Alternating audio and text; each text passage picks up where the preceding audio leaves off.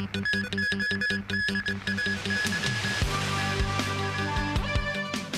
major shift in the city's public health care policy. A call for more people with impaired immunity to be given a special preventative booster shot to guard against COVID.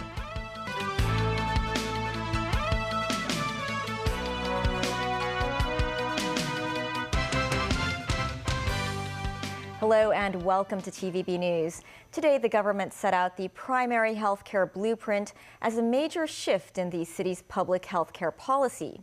Local health care services will focus more on early diagnoses and disease prevention, with more resources dedicated to private-public partnership and district-level medical services. Jackie Lin reports. In his latest policy address, Chief Executive John Lee sets sights on reforming the city's healthcare system. It involves an overhaul of policy direction, shifting from being treatment-oriented and hospital-based to prevention-focused and community-based. After 2 months, the Health Bureau unveiled a 3-tier system under the primary healthcare blueprint. As the first line of healthcare service, each resident is encouraged to have his or her own family doctor. Those classified as mild cases of chronic illness will be treated by these private family doctors, listed in an official primary care register instead of heading straight to public hospitals. These medical practitioners will have to attend regular training sessions. The government will also beef up the network of district health centers that offer services ranging from dental care to physiotherapy. More serious cases will be referred to public hospitals and specialist clinics. Primary health care focuses on prevention and early detection and diagnosis, especially using chronic diseases such as hypertension and diabetes as an example. If you can detect and diagnose these two conditions early, you will be able to avoid complications that will help us in the long run, not just to improve our people's health, save life, but also to save money in our overall public healthcare expenditure. The chronic disease co-care pilot scheme will be rolled out in the second quarter of 2023. It will subsidize residents seeking a diagnosis and treatment on chronic diseases, including hypertension and diabetes in the private medical sector. It's understood the government plans to extend the program to checkups on cervical and colorectal cancers. An enhancement of the existing healthcare voucher scheme for the elderly as well. The voucher's amount will be raised to $2,500. Senior citizens aged 65 or above have to use up $1,000 on disease preventions to be eligible for the extra $500. Some elderly citizens are happy to see the new policy direction, like 70-year-old Grandma Ng, who has been plagued by osteoporosis for years. She said public hospitals are always packed to the gill, and treatment at private clinics is way faster and easier. However, private Dr. Lam Wing-Wo points out only 2,600 private medical practitioners have joined in the government's primary care service scheme. He suggests the government let those aged 80 or above to participate first to prevent overloading the well-intentioned program. Jackie Lin, TVB News. The city reported 15,383 COVID cases today. That's around 600 infections fewer than yesterday. Local cases accounted for 14,520 infections, while 863 are imported cases. 73 residents and 3 staff members from 38 care homes for the elderly and disabled tested positive for the virus. 21 schools reported clusters and have suspended some classes for 5 days. Another 39 COVID patients have died, with the 5th wave having claimed the lives of 10,997 people so far. Meanwhile, the hospital authority urged infected residents with mild symptoms to first seek help from private doctors or outpatient clinics in order to ease the burden on emergency rooms in the public healthcare system. Studies show that people suffering from impaired immunity produce a lower number of antibodies after receiving their COVID jab and have a higher rate of hospitalization. Government Health Advisor Ivan Hung suggested that such individuals should get a special preventative booster that targets the immunity impaired and those afflicted with certain medical conditions. Timothy Lee reports. Some 3% of Hong Kong's population, or around 200,000 people, are classified as immunity impaired, a list that includes those suffering from leukemia and people who had transplant surgery before. They are among people most susceptible to being infected by the coronavirus. 聽到有新冠之後呢，就我係好驚。 Mr. Tong, who is currently 75 and underwent organ transplantation in 2006, said his family is extremely afraid for him to leave his home during the pandemic. He has already received 4 jabs, but is still concerned about being infected. An overseas study shows the COVID infection rate for healthy individuals will be reduced by 90% after receiving 2 jabs, while it is only 71% for the immunity impaired. In a bid to help people with an impaired immune system, Government Health Advisor Professor Ivan Hung said a monoclonal antibody injection could help prevent the risk of infection. The injection itself is basically made up of 2 monoclonal antibodies. It's very much like a vaccine that is, injected. Overall, the adverse events or the reaction is very, very minor. Usually just some local side effects of after injection, having some pain over the injection areas, but otherwise is very, very safe, very few side effects. However, residents who wish to get the monoclonal antibody injection must be double jabbed. The jabs are offered in designated premises under the hospital authority and are prioritized for individuals with high-risk medical conditions. As of now, 3,200 people in the city suffering from impaired immunity have been given the preventative injections. We are following up these patients and seeing how the antibodies are sustained after 6 months. Currently, majority of them still have very good antibody level after 6 months. We believe that, of course, some of them will need some kind of booster probably after 9 or 12 months. Hung said the injections targeting those suffering from impaired immunity are distributed for free. He added that the city should adopt an education platform to better inform the public on whether they are suitable for the preventative jab. Timothy Lee, TVB News. The mainland today logged less than 2,000 new locally acquired cases. In Beijing, authorities reported 2 more COVID-related deaths. In view of the decreasing demand for nucleic acid tests, some provinces have converted mobile testing stations into health centers for treating patients with a fever. Christy Khan reports. These health centers in Suzhou will form COVID testing stations. Right now, people infected with COVID can go to these centers to receive treatment and collect their prescribed medication. The whole process lasts only around 10 minutes.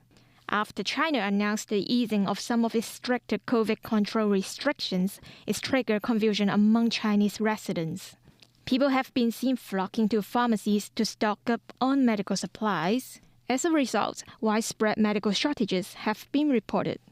To alleviate pressure on medical supplies and the healthcare system, local authorities in Suzhou converted some COVID testing stations in the community into health centers. These residents said it is more convenient to visit the health centers. The latest coronavirus surge in the mainland also led to a manpower shortage in public hospitals after more health workers had come down with the virus. Some hospitals in regions including Hunan, Hubei, and Chongqing said staff members who are either asymptomatic or experiencing mild symptoms of COVID can continue to work if personal protection measures are taken. Christy Khan, TVB News. Thai Navy ships and helicopters are searching for more than 31 sailors after a corvette sank in strong winds in the Gulf of Thailand overnight. As of around lunchtime, 75 sailors of the HTMS Sukhothai had been rescued. The vessel began listing after seawater knocked out its electrical systems. 3 frigates were on site to try and pump out the seawater, but they were unable to do so, causing it to later sink.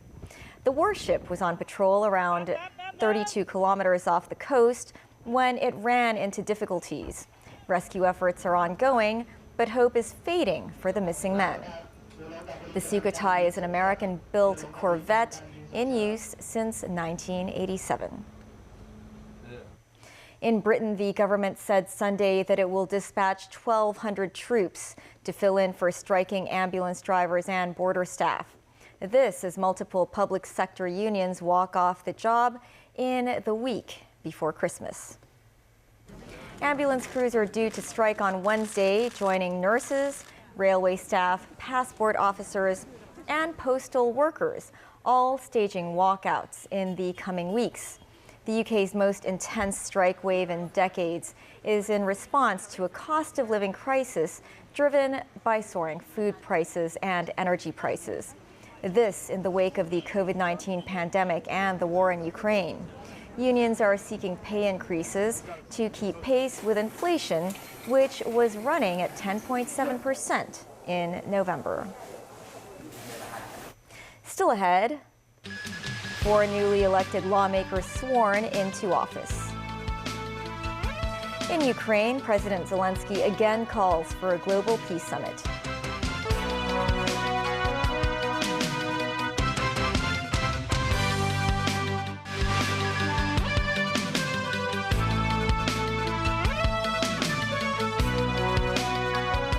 Welcome back. Sources say Chief Executive John Lee will travel to Beijing on Wednesday for his first duty visit after taking office in July. It is expected he will meet President Xi Jinping. Today, Lee oversaw the swearing in of 4 newly elected lawmakers. Christy Khan reports. A day after the Legislative Council Election Committee constituency by-election, an oath-taking ceremony was held for 4 newly elected lawmakers. They are Chen Wing-kwong, Adrian Ho, William Wong, and Shanghai Long. Chief Executive John Lee was in the LegCo chamber this morning to oversee the oath-taking procedures. All the LegCo members were also there.